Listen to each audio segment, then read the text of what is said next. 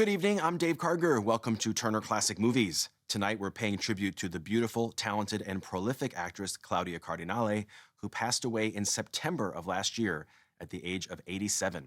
Born Claude Cardinale in 1938, she grew up in Tunisia, the daughter of Sicilian immigrants, and first attracted attention as a teenager when she won the Most Beautiful Italian Girl in Tunisia competition. The prize was a trip to the Venice Film Festival, and the media attention she drew at the festival soon led to a career in movies.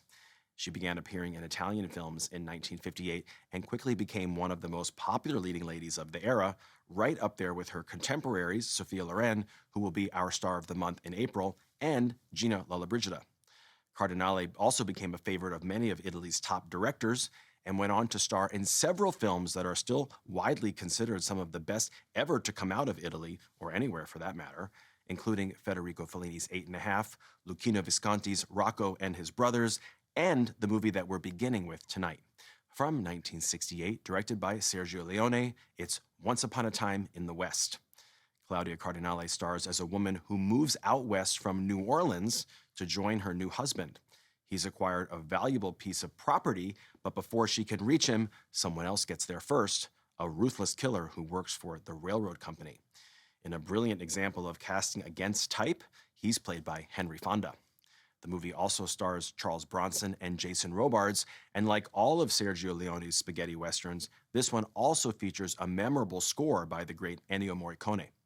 Released in Italy in 1968 and in the U.S. 1 year later, here is Once Upon a Time in the West.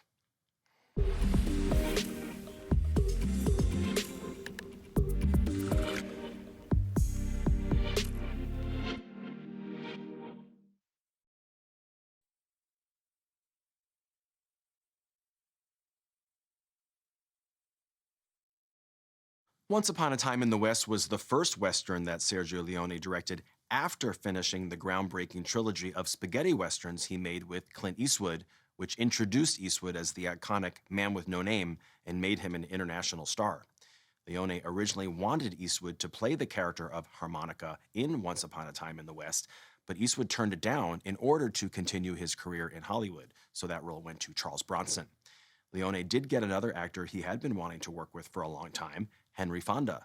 For years, Fonda had been too expensive for Leone to afford, but the success of movies like The Good, the Bad, and the Ugly put Leone in a position to offer him a role. It was the kind of part Fonda would never have gotten in Hollywood, and when the movie was released in the U.S. a year later, some of his more shocking moments were cut, including the scene where he kills McBain's children.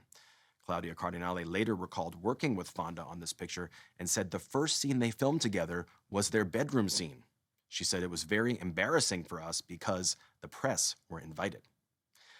Up next, Claudia Cardinale returns in another landmark film, this one from 1982, written and directed by Werner Herzog. Next on TCM, Fitzcarraldo, then 8½, and later, Don't Make Waves. It's smooth sailing with Claudia tonight.